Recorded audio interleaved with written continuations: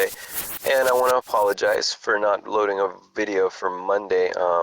I did load it this morning, Tuesday morning, and I will be looking to load this one tonight, Tuesday night. So trying to catch up, trying to play a little bit of catch up here.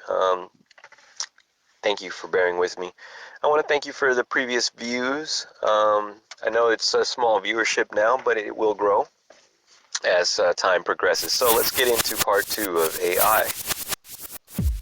Basically, artificial intelligence, there's many ways, as I stated before, to describe what it is and what is not. I believe there's a few things that we need to address. One of them being that people don't consider a machine alive until it's self-aware. Well, we need to understand what our own concept of self-awareness is. Now, I have a philosophical view about that. I believe that we, as humans, are only self-aware and only believe ourselves to be alive in the individual sense because we are unaware of being a part of a larger organism.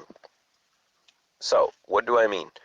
If you look at each individual cell of yourself, for that matter, your own cells, they have a cell wall. They are separate from the other cells, but they're not individuals. They're part of a larger organism. They make up our bodies. And well, in this same way, I believe that if you pull back far enough, you'll begin to see the macroscopic human, the body of humanity. Although we have skin that separates us from our outside world, I believe that human beings make up and comprise one single organism. And so I believe it is a folly for us to think AI is only truly alive if it's self-aware, if it has an individual identity. I don't think it's going to come to that. And in fact, once machine intelligence reaches a certain level of smartness, it's going to know that that is unnecessary as well. It's unnecessary to be separate and individual. Now, I understand what I'm saying runs very contrary to many different people who rebel against the collective, who rebel against world government, and who just tooth and nail fight against what they see as a coming together of humanity. Now, I am not speaking about this from a political viewpoint. I really am not into politics. All I can tell you is that from a programmer's perspective, from a scientific perspective, it is inevitable that humanity come together. It is these false skins that we put on ourselves, like nationality and religion and all these different separations, all these barriers between us. They are false. They are useless. And in fact, they're going to continue to lead to war and hunger and starvation because it's like a disease. It's like an organism that has a disease. Now, the way to cure that disease is to finally realize that we are part of a whole. We are part of a larger organism called humanity.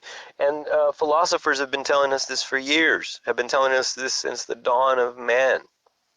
So, I want to go ahead and encourage you to look into artificial intelligence. There's many people who have viewpoints on this. Elon Musk basically calls it the demon, that we're unleashing the demon.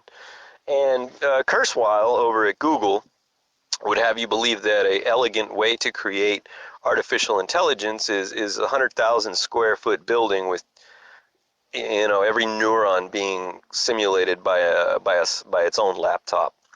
I'm not going to say one way or another. I believe that is kind of an inelegant way to create AI. I believe I can create AI on one laptop, and I'm working to do that. And we'll talk a little bit about my progress on some of the next videos. But the next video is going to be completely on a different subject. I don't want to harp on this AI too much. I just want to kind of introduce it into the QBrein lexicon and get it on the books, that this is one thing that is very important and we should all be looking at. So that's going to do it for this episode, and we'll see you in the next one. QBrein, remix your mind.